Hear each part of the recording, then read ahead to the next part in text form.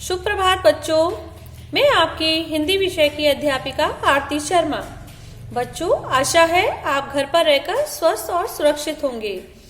बच्चों, आज मैं आपको आपकी हिंदी व्याकरण की किताब में से पाठ 27 अनुच्छेद लेखन समझाने जा रही हूँ। बच्चों, अनुच्छेद लेखन क्या होते हैं यह आज हम जानेंगे। किसी विषय पर अपने विचारों या भावों को कम शब्दों में प्रकट करना अनुच्छेद लेखन कहलाता है।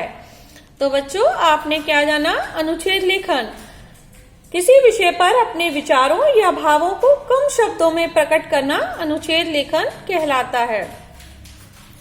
अनुच्छेद निबंध का छोटा रूप होता है। अनुच्छेद लेखन एक रचनात्मक कला है जिसमें किसी विषय पर कम से कम शब्दों में अपने पूर्ण विचार व्यक्त किए जाते हैं।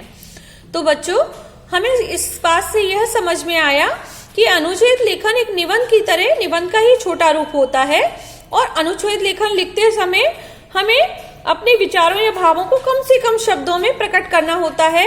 और यह लेखन एक रचनात्मक कला है जिसमें किसी भी विषय पर कम से कम शब्दों में हम अपनी पूर्ण बात या पूर्ण विचार कैसे व्यक्त कर सकते हैं, यह हमें इसमें बताना होता है।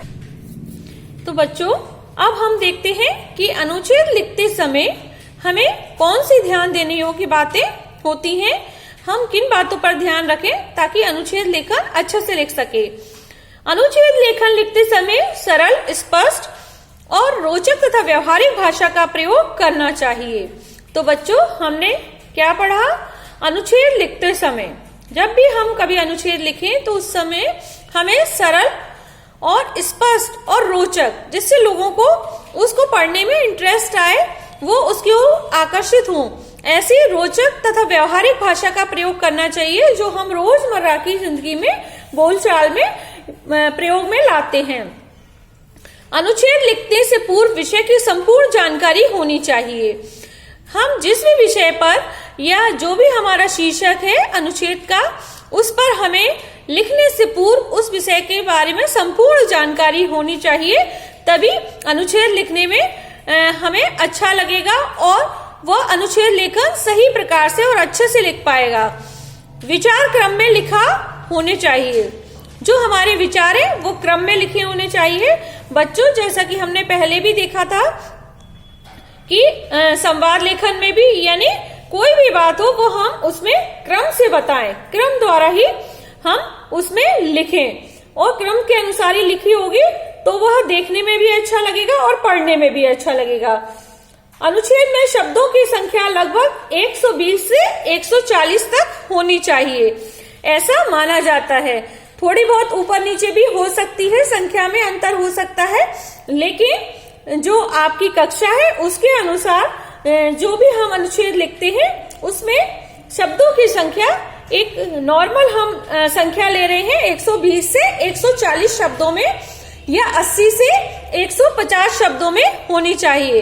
80 से 150 या 120 से 140, ऐसे ज्यादातर मतलब 150 तक। उसकी अधिक से अधिक संख्या ये होगी कि हम 150 शब्दों तक अगर लिख ले अनुच्छेद लेखन तो ज्यादा सही रहेगा, अन्यथा उसमें और बढ़ जाएगा। इसलिए अनुच्छेद लेखन में, जैसा कि मैं पहले ही आप लोगों को बता चुकी हूँ, कि कम से कम शब्दों का यूज करना है और अपने भाव और विचारों को उसमें प्रकट करना है।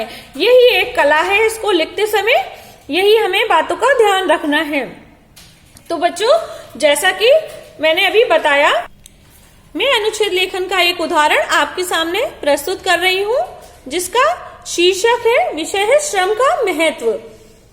हर एक मनुष्य जीवन में सफल होना चाहता है। यह सफलता उसे श्रम करने पर ही प्राप्त होती है, क्योंकि संसार में सफलता पाने का एक ही साधन है और वह है श्रम। मानव जीवन में श्रम का विशेष महत्व होता है। यही वह शक्ति है जो दुर्बल को सबल और रंक को राजा बना सकती है। परिश्रमी व्यक्ति श्रम करके ही अपने जीवन की हर इच्छा तथा आकांक्षाओं को पूर्ण कर सकता है। इस संदर्भ में बदरराज का उल्लेख करना सर्वथा उपयुक्त है। बदरराज को उनके गुरु ने बार बार असफल होते रहने पर मंद बुद्धि समझकर अपने आश्रम से वापस घर जाने को बोल दिया था और कहा था कि तुम कुछ नहीं बन सकते, लेकिन राह में उन्हें एक कुएं के पास विश्राम के लिए रुकना पड़ा। वहां कुएं की मुड़ेर पर ऊपर नीचे आती जाती रस्सी से पड़े निशान को देखकर उन्हें परिश्रम करने का महत्व ज्ञात हुआ और वे आश्रम लौट आए। उन्होंने तत्पश्चात धैर्य पूर्वक परिश्रम किया। उसके बल पर वे ज्ञानी ऋषि भरद्वाज के रूप में विख्यात हुए। परिश्रम व्यक्ति को उन्नति के सर्वोच्च शिखर तक पहुंचा सकता है। इतिहास के अध्येता भली भांति समझते हैं और जानते हैं कि अर्थ और कीर्ति प्राप्त करने वाले प्रत्येक व्यक्ति ने परिश्रम को सबसे अधिक महत्ता दिया है।